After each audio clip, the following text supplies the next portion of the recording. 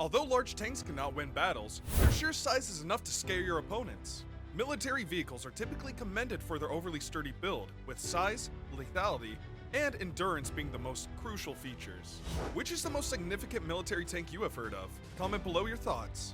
In today's video, we will look at some information about the world's largest military tanks nobody knows about. Welcome back to the military future. Why are these military tanks given so much importance? Are they worthy of so much importance? What is your opinion? Let's see if there are more convincing points in the video. With no further delay, let's get into the video. The Char 2C, often referred to as the FCM-2C, was a French super heavy tank that was subsequently built during World War I, but wasn't used until after the conflict. It was the most significant operational tank ever made in terms of total volume or actual size. The history of the Char 2C has always been a bit mysterious. General Léon-Augustin Jean-Marie Moret, the Sub-Secretary of Artillery, verbally awarded the contract for the creation of a heavy tank, a char d'assaut de grand modèle, to Forges et Chantiers de la Méditerranée, FCM for short, a shipyard in the south of France near Toulon, in the summer of 1916, most likely in July. Because development contracts were fully funded by the government at the time, the French industry was very active in promoting defense orders and using its relationships with influential officials and officers to secure commissions. Development contracts could be very profitable, even when they did not result in actual production. The British introduced the Mark I tank in the Somme Battle of 1916 on September 15, and a true tank ecstasy ensued.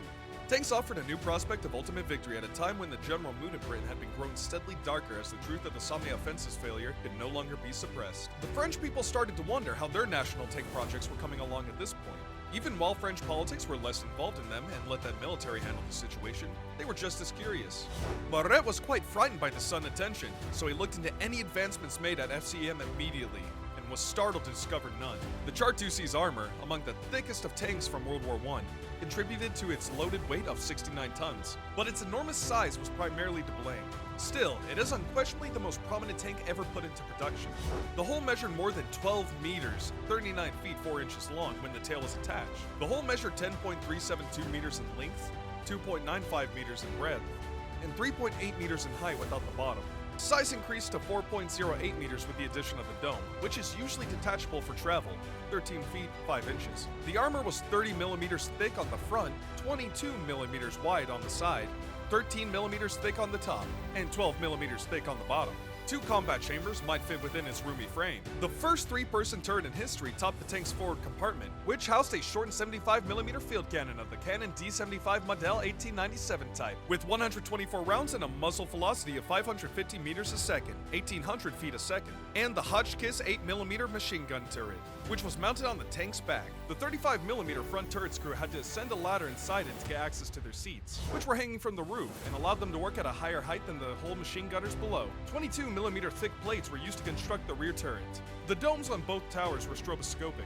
The 3 8mm machine gun positions, all mounted on ball mounts, one on each side and one in front to the driver's right, provided defense against infantry assault. 9,500 ammo were loaded into the machine guns. By now, we know the origin of this giant military tank. It is amazing to know such information. Before going to the interior and parts of the Char 2C, if you like this video, share and subscribe to our channel for more such videos. The initial engines had 210 CV, 150 kilowatts each, and were Chinook types. These were swapped out in 1923 by stolen German 6-cylinder Mercedes engines with 200 CV, 150 kilowatts, and a 12 km per hour, 7.5 miles per hour top speed. Due to the rapid wear and tear, the original engines were later replaced by two 16,950cc 250 CV 180 kilowatt Maybach engines with a maximum speed of 15 km per hour, 9.3 miles per hour. A tall tunnel ran between the machines on the left and right side of the hull, allowing 2 electricians to continuously maintain the intricate machinery while standing erect. Its range was 150 kilometers, thanks to 7 gasoline tanks, 4 on the left and 3 on the right. On each side of the suspension, there were 39 interlocking road wheels, giving the tank a total of 90 spins. The type had good mobility and was made to maneuver the rugged terrain of the trench combat. The Char 2C could pass the traditional canal sluices in northern France, since it could cross a trench that was 425 centimeters wide. It was possible to overcome a 170 centimeter tall vertical obstacle with a 70% slope. It had a 140 centimeter wadding capacity. The ground was cleared by 60 centimeters. The axle track was 225 centimeters long between the inner track sides. The 2C's armor protection was among the strongest, if not the best, of any tank used in World War I. Most British rhomboid tanks had only 12 millimeters of armor, barely adequate to stop machine gun fire. The 2C would have been impervious to practically all small arms and heavy machine gun fire with such an armor configuration. As was customary at the time, the armor was riveted. Although some sources claim a crew of 12 was the norm, the Chart 2C had a sizable team of up to 13 people. The tank had a driver, 4 machine gunners, a loader, the main gunner, a mechanic, an electrician, and a assistant mechanic/electrician. For the period, the crew's members' placement was quite innovative. The Chart 2C's main turret was the world's first 3-person turret. The turret's operation ran faster and more smoothly because of the division of labor. The main turret held the loader, gunner, and the commander. Multiple rectangular axis apertures on the sides of the vehicle allowed the person to enter and exit the tank. The team probably communicated at first by traditional means of visual and verbal communication, as well as physical contact. But later, they could connect via wireless sets, which were made available in the mid-1920s. To give the public the impression that the 2C was some sort of indestructible super tank, movies showing them tearing down trees, destroying old buildings, and traversing bodies of water were made. Even though the 2C was quickly losing its usefulness, the French military continued to utilize them as test subjects for various armor and weapons, in addition to using them as propaganda tools. The earliest of these was a modification made to Champagne in 1923, which removed the 3 ball-mounted machine gun locations and substituted a cast unit for the main turret.